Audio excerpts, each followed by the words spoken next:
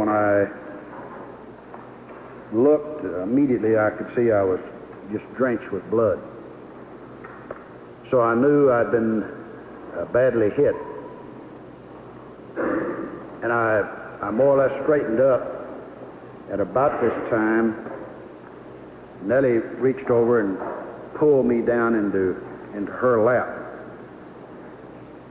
And I was in her lap facing forward when another shot was fired. I only heard 2 shots. I did not hear the shot that hit me. I wasn't conscious of it. I'm sure I heard it, but I was not conscious of it at all. I heard another shot. I heard it hit. It hit with a very pronounced impact, just almost like that, almost that loud a sound. It made a very, very strong sound, and immediately I could see blood and brain tissue all over the interior of the car and all over our clothes. We were both covered with brain tissue. What's the matter? And there were, there were pieces of brain tissue as big as your little finger. It was something that was unmistakable. There wasn't any question about, in my mind, about what it was. About this moment in time, Roy Kellerman, who was a Secret Service agent sitting in the right front seat, pushed, apparently was pushing some buttons on the panel, doing what, I don't know, but I heard him say, "Let's get out of here fast." And the car lurched forward then. Bill Greer was the driver, and he accelerated it tremendously.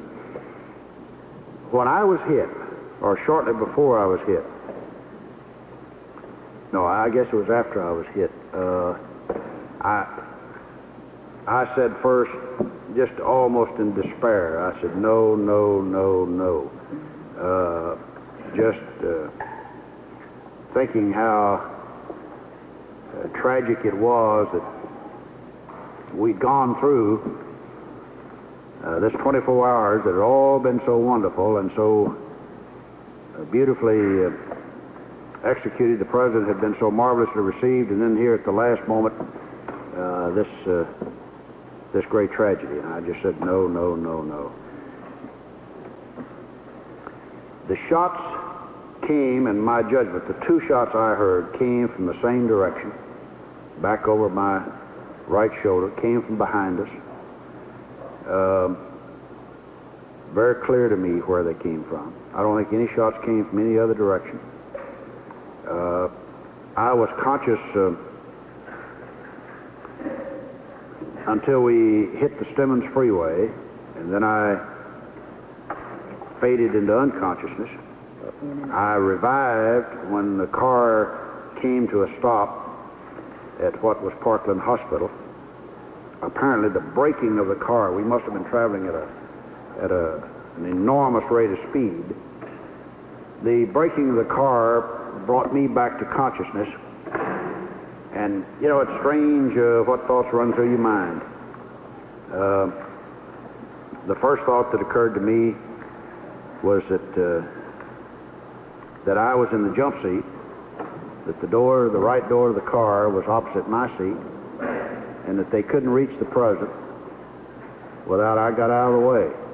And that's when I tried to raise myself up out of Nellie's lap and actually to try to get out of the car myself so that they could get to him in the back seat, because I knew he'd been hit, and I knew that their first concern would be for the president. So that was the reason why I lurched up, or tried to get up out of a reclining position, and of course I couldn't. I wasn't able to, and I got about halfway up and then just slumped again, as Nellie just told you. Then someone did pick me up and put me on a stretcher and took me into an emergency room or trauma room, whatever it was. I obviously didn't know what it was. At that point, I felt the first pain, really, that I had experienced. And when I was on the stretcher, I was laid out, and then there was excruciating pain in my chest. At the time I was hit, strangely enough, I felt no sharp pain. It was as if someone had come up behind me and with a doubled-up fist and just hit you in the back, right between the shoulder blades. It was that kind of a sensation. And I would have to volunteer the very, very strong opinion. I know much has been written, much has been discussed. I was, being a participant, I can only give you my impressions, but I must say to you, as I said to the Warren Commission, I do not believe, nor will I ever believe, that I was hit with the first bullet. I don't believe it. I heard the shot. I heard the first shot. I reacted to the first shot. And I was not hit with that bullet. Now, a great deal of speculation that the President and I were hit with the same bullet. That might well be, but it surely wasn't the first bullet. I don't know. I didn't hear the second bullet. I felt the second bullet. We obviously weren't hit by the third bullet.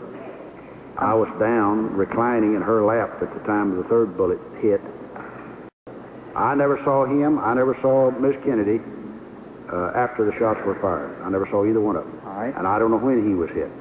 And you've testified that of the two shots that you have a memory of hearing, they both, your immediate impression was they came from the right rear. That's correct. And I don't believe we heard what Mrs. Connally's recollection is on that. What was your impression as to the direction from which the three shots you heard came? All from the right rear. Mr. Chairman, I have no further questions at this time.